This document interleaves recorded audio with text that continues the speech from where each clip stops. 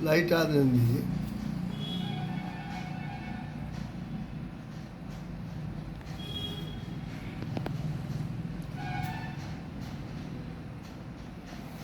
मैं 75 साल पहले देश की आज़ादी मतलब 1947 के ऊपर थोड़ा प्रकाश डालना चाहूँगा।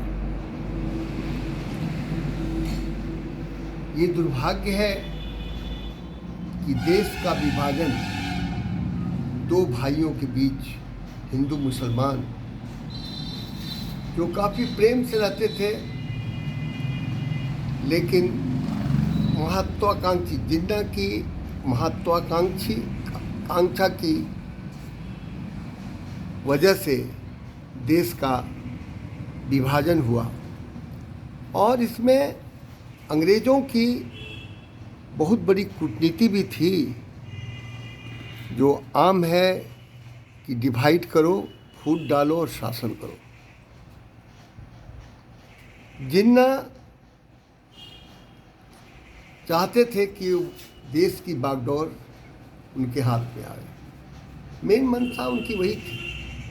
क्योंकि इस आधार पर मैं ये कह रहा हूँ कि 13 अगस्त 1947 को पाकिस्तान ने अपने को मुस्लिम राष्ट्र घोषित किया और करीब 2 साल जिन्ना का पाकिस्तान पर आधिपत्य रहा। इन 2 सालों की अगर आप विवेचना करें या 2 सालों के उनके कार्यकलापों पर आप नज़र डालें तो उन्होंने वहाँ की आम जनता के लिए कुछ भी नहीं किया। आम जनता के लिए कुछ भी नहीं किया। और वो मतलब सिर्फ ये था कि उनकी गद्दी आसीन में, जिसका रिजल्ट क्या हुआ कि पाकिस्तान की जो जनतांत्रिक जो उन्होंने शुरुआत की वो आर्मी के हाथों चला गया। और मैं समझता हूँ इन 75 सालों में 2-4 वर्षों को छोड़ करके पाकिस्तान की सत्ता आर्मी में केंद्रीभूत रही। जहाँ तक इस बंटवारे की बात है, आप सभी इस तथ्य से अवगत हैं कि हमारे परम पूज्य बापू इसके पूर्णतः विपरीत थे और इसके लिए उन्होंने सत्याग्रह भी किया। लेकिन ये कहना, चूँकि मैं बहुत छोटा अधिकारी हूँ और जो राष्ट्रनेता रहा है, जो प्रधानमंत्री जवाहरलाल नेहरू या उस समय के जो तत्कालीन हमारे राष्ट्राध्यक्ष थे, उनके बारे में कमेंट करना एक फौजी की गरिमा के विरुद्ध है। लेकिन ये मैं ज़रूर कहूँगा कि इतना उतावलापन रहा कि गद्दी को गदाशीन होने के लिए इतना उतावलापन रहा कि हमने ये भी बंटवारे के पहले नहीं देखा कि हम देश का बंटवारा कर रहे हैं, उसकी ग्राउंड रियलिटी क्या है। क्योंकि मैं सीमा सुरक्षा बल में रहा हूँ और मोस्टली मैं ईस्टर्न साइड में ज़्यादा रहा। त्रिपुरा रहा, आसाम रहे, मणिपुर रहे, नागालैंड रहे। और ग्राउंड रियलिटी को देखने के बाद हमारे ऐसे अनुशासित फौजी को भी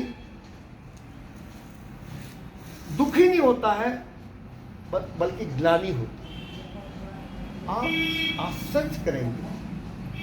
आश्चर्य करेंगे, ईस्टर्न हिली आप चले जाएं, बालूरघाट वेस्ट दिनाजपुर, एक काफ़ी प्रोमिनेंट प्लेस है हिली। वहाँ एक ऐसा गांव है अबतर के पास कि एक घर का बंटवारा, 2 भाई हैं तो एक भाई जो बाउंड्री लाइन है उस आंगन के बीच से जाती है। एक भाई बांग्लादेशी है, एक भाई भारतीय। अब आप अनुमान करें कि आप चाहे वो कानून व्यवस्था आपको स्थापित करनी हो, आप बीएसएफ पर लगाए। 1965 के बाद आप जानते हैं कि लाल बहादुर शास्त्री, एलपी सिंह ऐसे महानुभावों ने ये महसूस किया कि अंतर्राष्ट्रीय बॉर्डर के लिए एक ऐसी सशक्त फोर्स होनी चाहिए जो सक्षम रूप से सीमा की सुरक्षा कर सके। और 1 दिसंबर 1965 को सीमा सुरक्षा बल की स्थापना की गई, जिसका प्रमुख से स्वर्गीय लाल बहादुर शास्त्री, स्वर्गीय प्रमुख सचिव गृह मंत्रालय एलपी सिंह को जाता है, और हमारे परम यशस्वी और महान, आप कह सकते हैं, तो मैं तो उनको महान ही कहूँगा, KF रुस्तम जी के कुशल नेतृत्व में सीमा सुरक्षा बल की स्थापना की गई। और 65 से हम चाहे वेस्टर्न कमांड हो का लाइन ऑफ कंट्रोल हो पाकिस्तान के साथ, और बांग्लादेश, कुछ बर्मा का एरिया, हम इसकी देखभाल करते हैं। इसलिए ग्राउंड रियलिटी, और ख़ास करके मैं आपको सच्चा बयान करता हूँ, 1971 की लड़ाई के बाद देश की डेमोग्राफी ऐसी बदली जिसकी आप कल्पना नहीं कर सकते, जो ना आपको कोई पेपर वाले बोलेंगे, मीडिया वाले बोलेंगे। You will surprise to know that there is a village near Dhubri. You will surprise to know that 90%, 99 पूरे भोगदर, उसका just village name is Bhogdar. पूरे भोगदर में जहां 10,000 आबादी है, वहां सिर्फ 3 हिंदू परिवार है, और सारे लोग जो है, जो शरणार्थी के रूप में आए, वो लौट कर नहीं गए। दुर्भाग्य की बात है। और ये कहने में मुझे संकोच नहीं हो रहा है कि 10 करोड़ की आबादी, जो वर्तमान बांग्लादेश की आबादी 10 करोड़, हम उनका भार सहन कर रहे हैं। आप त्रिपुरा लें, वेस्ट बंगाल लें, आसाम लें, complete demography of that area has totally been changed. And this is the most headache on the part of country. चाहे that सिक्योरिटी हो, उसकी देश की सुरक्षा हो, या अन्य कोई मामले, आप अंदाज लगाएं, क्योंकि आप किसी भी कीमत पर जनसंख्या को, जो आम जनता है, उसके सारे इसमें बुद्धिजीवी नहीं है। कहीं न कहीं आपके प्रशासन पर, देश की सॉवरेनिटी पर उसका असर होता है। और सब कोई अब्दुल कलाम तो है नहीं, सब लाल बहादुर शास्त्री तो है नहीं। और आज देश की राजनीति ऐसे निकृष्ट स्थान पर पहुंच गई है कि एन केन प्रकारेण अपनी कुर्सी को आबाद रखने के लिए सिद्धांत विहीन, सिद्धांत नाम की चीज तो कोई है ही नहीं। कल तक जो आदमी, जो प्रतिनिधि, कल तक जो आदमी देश का सबसे बेहतरीन आदमी था, आज वो सबसे गंदा आदमी। मतलब अपने स्वार्थ के लिए इस देश की प्रभुसत्ता, इस देश की शांति भंग हो। आप अब अंदाज लगाएं कि ओवैसी ऐसा आदमी खुलेआम सत्संग से जुड़ा। ये नया डायलॉग तो कोई भी प्राणी, कोई भी व्यक्ति जो कम पढ़ा लिखा भी है, वो कितना मर्माहत होगा। अब संतल से जुड़ा, ये क्या नारा है? और जितना प्रतिकार होना चाहिए, ओवैसी अपने को इतना बड़ा नेता मानता है, उसका प्रश्रय दे रहा है। और वहीं राजा को भी आप कहेंगे कि आपको कोई अधिकार नहीं है कि सांप्रदायिकता को अपने हाथ में ले। देखिए, बहुत स्पष्ट बात है, 1947 में एक ऐसी स्थिति थी कि आप ट्रांसफर ऑफ सिटीजन कर सकते थे, क्योंकि उस समय जाति के आधार पर, धर्म के आधार पर देश का विभाजन हुआ था। अगर ट्रांसफर ऑफ द सिटीजन हो गया रहता तो हमारे पाकिस्तान के 10 लाख भाई, हिंदू भाई नहीं कटते, और धीरे धीरे क्रमानुसार आप ट्रांसफर ऑफ सिटीजन कर सकते थे। और आज ट्रांसफर ऑफ सिटीजन करते तो आज देश को जो दुर्दिन देखना पड़ रहा है वो नहीं देखना पड़ता। और बहुत सारी हमारे, मुझे ये इस पहलू को मैं छोड़ना चाहता हूँ, लेकिन ये भी सत्य है कि हमारे राष्ट्र नेताओं ने वो तो ऐसी कुछ गलतियाँ की जिसकी सजा उसकी आने वाली पीढ़ी करते रहेगी और कर रही है। आज जम्मू कश्मीर ले लें, बफर स्टेट तिब्बत को ले लें, सिद्धांत पंचशील की आपने स्थापना की।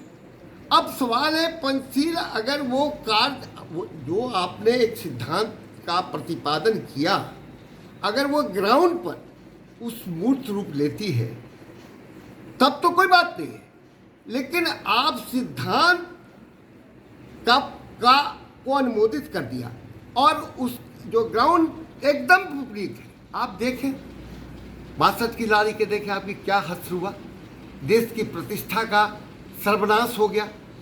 जबकि हमारे सैनिक, मैं समझता हूँ, आज से ज़्यादा बलशाली और कर्मठ थे, लेकिन मुझे कहने में संकोच नहीं है हो रहा है कि अगर ये देश का सौभाग्य है कि लौह पुरुष सरदार वल्लभ भाई पटेल थे, तो आपका वर्तमान जो ओवैसी का क्षेत्र है, ओवैसी का क्षेत्र आपके पास है,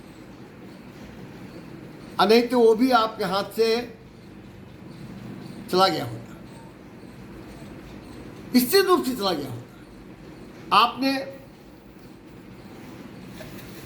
जम्मू कश्मीर को देखा ही, अनंतनाग तक, आप जहां मैं रहा हूं, उरी सेक्टर में रहा हूं, अनंतनाग तक कव्वाली आ गया था। उसमें गलती, सीधे शब्दों में कहूं कि कुछ हरि सिंह की भी, राजा अभी जो वर्तमान कर्ण सिंह के पिताजी की भी है, क्योंकि उन्होंने डिसीजन लेने में ये वो दुविधा में रहे कि मैं स्वतंत्र राष्ट्र पर अब घोषित करूं कि मैं हिंदुस्तान में जाऊं, पाकिस्तान में जाऊं, ये सोचते उस उधेड़ में कव्वाली आप पर चढ़ाए। और उसमें आपके पास करियप्पा थिमैया ऐसे महानतम जनरल थे जो वर्ल्ड के माने हुए जनरलों में इनकी गिनती होती है। 12 घंटा मांगा था सरदार जनरल ने कि 12 घंटा आप मुझे दीजिए और मैं इन कव्वालियों को उनकी जगह से अपनी जगह पहुंचा दूंगा। लेकिन अब मैं फिर जिस चीज़ से मैं बचना चाहता हूं, अब पंडित हमारे पूजनीय हैं, प्रथम प्रधानमंत्री रहे, और मेरे एक साथ साधारण व्यक्ति, उनके संबंध में बोलना है मेरी शायद धृष्टता होगी, लेकिन ये कहने में मुझे संकोच नहीं होता कि वो दरअसल में उनका लालन पालन भी कुछ इस ढंग से हुआ, कुछ ऐसी फैमिली को बिलोंग करते थे कि देश की ग्राउंड रियलिटी के बारे में पूर्णतः अनभिज्ञ थे। और जब उन्होंने पटेल के कहने पर भी समय नहीं दिया और ये कह दिया कि मैं तो आत्महत्या कर लूँगा, तो पटेल के लिए बड़ी असमंजस की घटी थी। अगर कुछ ऐसी बात होती तो देश में विद्रोह हो जाता, क्योंकि आज की स्थिति नहीं थी, वो 47 की स्थिति थी। तो आपने गलतियां पर आपने गलतियां की। ट्रांसफर ऑफ सिटीजन होता, बात अलग थी, आज ये समस्या नहीं होती। लेकिन आज 75 साल के बाद जो हमारे हिंदू अब मुसलमान हैं, आप विभाजन या कुछ ऐसी बातें आपके दिमाग में आती हैं तो पूर्णतः असंवैधानिक ही नहीं है, बल्कि अनप्रैक्टिकल है। इसलिए आपको शांति प्रिय तरीके से रहना। और जो आरएसएस, आप आरएसएस का क्रिटिसाइज करते हैं, आरएसएस क्या कहते हैं? आरएसएस का मेन सिद्धांत ये कि भारत, हम भारतीय हैं। आपको क्या शिकायत है? चाहे हिंदू हो चाहे मुसलमान हो, आप बताइए, चाहे वो केंद्र सरकार हो चाहे राज्य सरकार हो, जो भी विकास की योजनाएं वो लागू करती है, क्या उसमें डिफ्रेंशिएट किया जाता है? ये आपको सोचना चाहिए।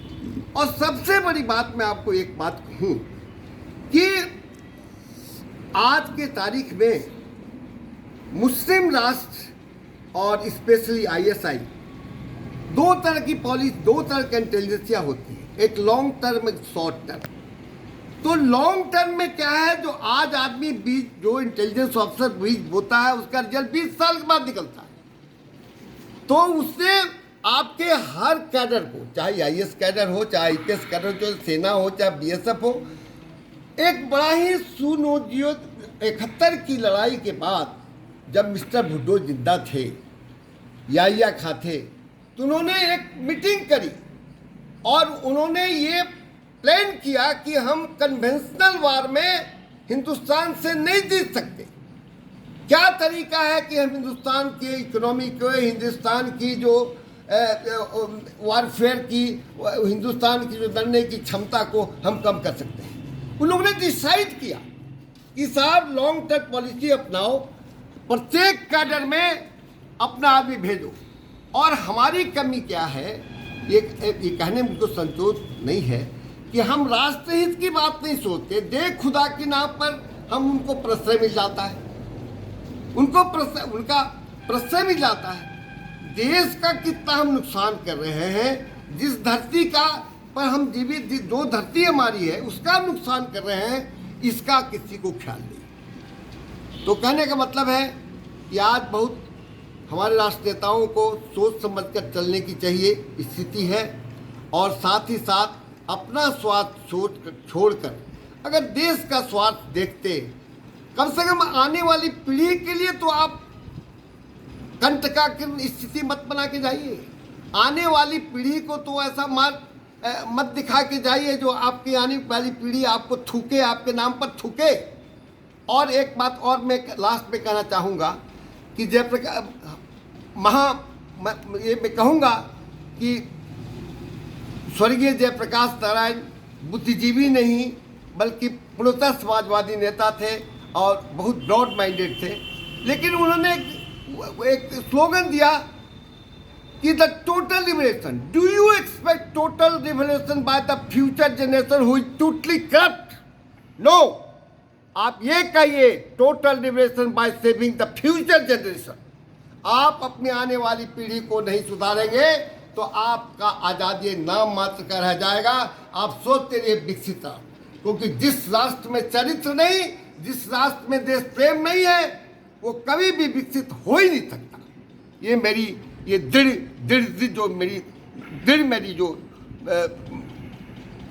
आप कह सकते हैं कि ये मेरा दृढ़ निश्चय है।